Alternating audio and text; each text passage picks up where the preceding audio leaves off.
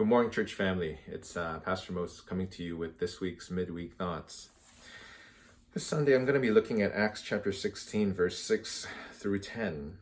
And I really want to focus on verse 9 and 10. So before this passage, there had been a couple events that actually took place.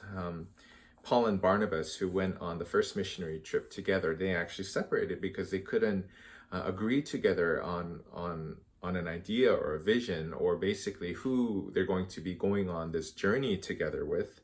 And then at the early part of chapter 16, we see Timothy joining Paul in the journey. And then they were getting ready to go. And then starting from verse 6, we know the passage there to be one of the most familiar ones, which is the passage of the Macedonian call, where in a vision, a man calls out to Paul, say, come over to Macedonia, come over to Europe. Many missiologists think that this is probably the first instance where the Holy Spirit started to move west into Europe. And this is probably the start of how faith continued to move westwardly from Asia into Europe, into the Americas, and then back into East Asia.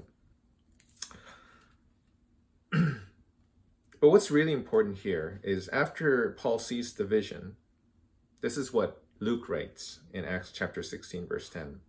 When he had seen the vision, we immediately tried to cross over to Macedonia, being convinced that God had called us to proclaim the good news to them. What I think is really fascinating here in this text is that up to verse 9, we see Luke writing in a third person point of view when he is starting to talk about Paul.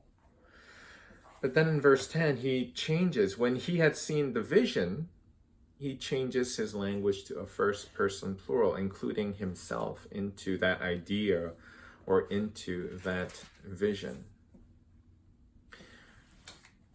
Now, I wonder what this actually would mean to us living currently in the 21st century, where we all probably feel more connected than ever. We have our phones, which connect us to each other. We have social media. We may all be separated right now, but we understand what it means for us to be a we together, right? We worship through live stream, but we all worship together. Although we're all separated, we're all third person. In that moment, we recognize that we are gathering together, and we're gathered together by the Holy Spirit. But what does this actually mean to us? Well, I think the answer to that is probably the biggest question that you have right now. Why is Pastor Moses wearing a Blue Jays jersey? Toronto Blue Jays! Is it simply because their star ace is a Korean player? Well, yes and no, but if that was, you probably would have seen me wear this before at church or in one of the earlier videos.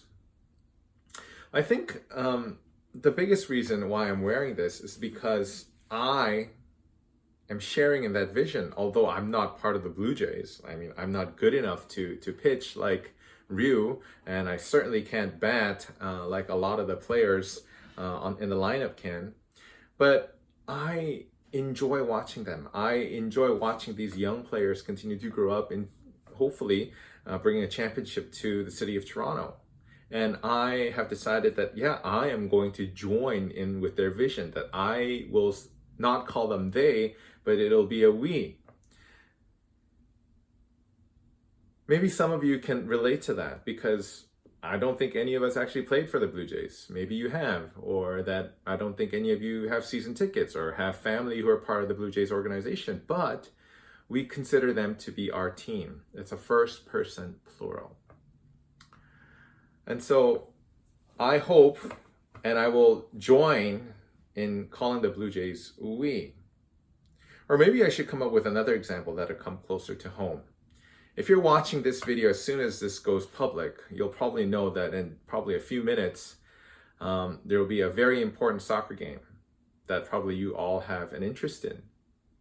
Maybe for some of you, like myself, who's a Korean, the Dutch soccer team playing in Euro 2020 is a they issue.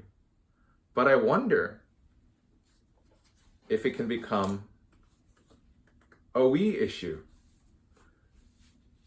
by joining in with their vision. I know a lot of you will be cheering on your TVs. Is it simply because you have Dutch heritage? Or is it because you enjoy them? Whatever the reason, for some reason, you have decided to join that vision and become first person plural. Now, we here at First CRC know what our vision is, to grow in love for God and neighbor. Will that be a vision for some of the church leaders to simply go along with, or will that be part of your vision? Will our vision of growing in love for God and neighbor be a first person plural vision, or will it be a third person vision?